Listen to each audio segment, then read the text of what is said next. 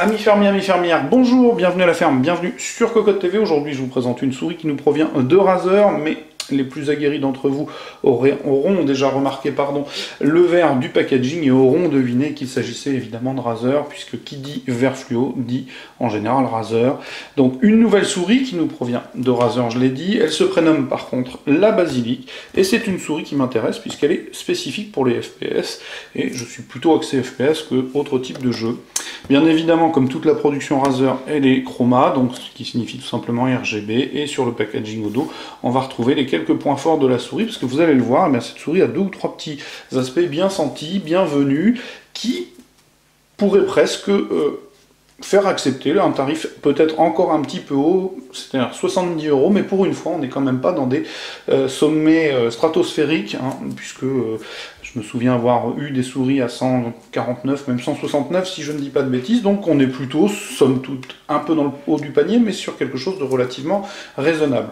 Au niveau du bundle, que trouvons-nous? Comme d'habitude, un guide de l'utilisateur qui va permettre de trouver les 2-3 petites astuces de la souris, les autocollants qui vont bien, et la petite feuille de congratulation.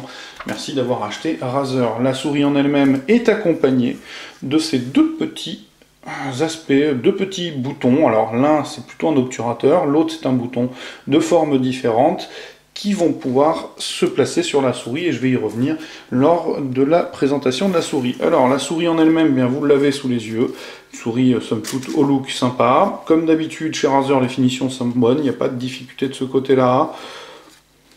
Peut-être pourrions-nous critiquer ce petit aspect-là, où on a un débavurage qui n'est pas exceptionnel, mais au-delà de ça, voilà. Globalement, c'est plutôt pas mal. Razer a fait comme les autres, c'est-à-dire que plus de soft touch. On a un plastique finement granuleux un peu mat, donc quelque chose de bien.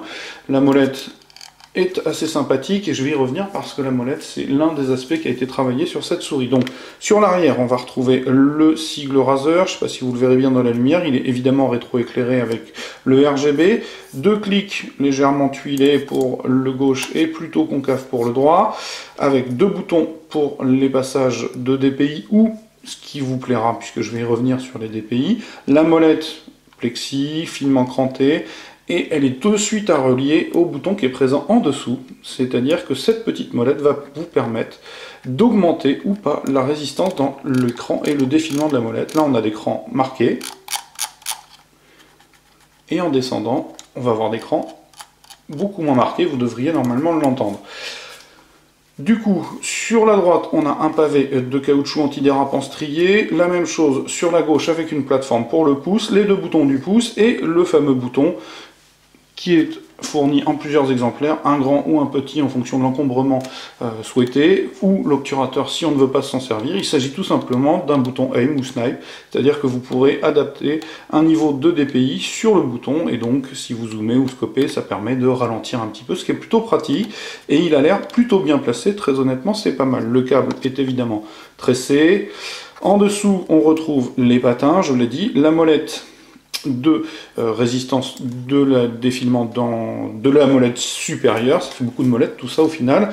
On a le bouton des profils, pas forcément idéalement placé, bon à voir, peut-être n'y avait-il pas de place, ou les boutons ici seront destinés à autre chose, à vous de voir. Le capteur, alors évidemment, qui dit Razer dit capteur délirant, puisqu'on a un capteur optique nommé le 5G, qui propose pas moins de 16 000 dpi, 50 G d'accélération. On n'a pas la taille de la puce mémoire, ça n'a pas été communiqué.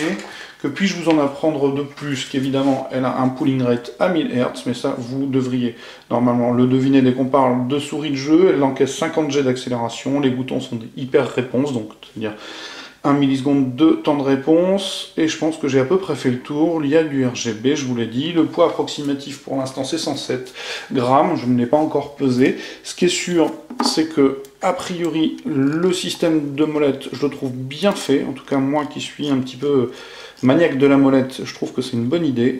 Personnellement, je la mettrais plutôt avec un cran bien marqué, voilà, comme ceci. La prise en main, très honnêtement, c'est un déballage sorti de boîte, donc j'ai pas encore eu le temps de la tester, mais en tout cas elle a l'air plutôt consensuelle, plutôt facile. Il va falloir que j'aille mettre ça sur la machine, faire 2 ou 3 parties, qui est le métier difficile, et ensuite vous donner mon avis. Donc comme d'habitude, je vais vous inviter à venir lire le test écrit qui paraîtra très prochainement sur Cocoteland. Ce qui est sûr, c'est qu'à 70 €, on a deux aspects bien sentis. C'est le bouton M, que nous avions par exemple sur la série des rats, et les rats étaient à peu près au même tarif. La molette qui est donc, que l'on peut durcir ou pas en fonction de son utilisation, c'est plutôt pas mal. Donc à 69 €, quelque chose de 70 €, hein, puisqu'on est à 69,90 exactement, quelque chose de plutôt bien senti, et pour une fois au tarif relativement raisonnable de la part de Razer, ce que je trouve être plutôt pertinent. Je le répète, 16 000 dpi par contre c'est trop, ça sert pas forcément à grand chose, mais certains peut-être pourront jouer avec des résolutions telles. Ce n'est pas mon cas, j'en suis bien désolé. Voilà. Donc comme d'habitude, je vais vous souhaiter une excellente journée, je vais vous dire à très très bientôt et surtout au revoir.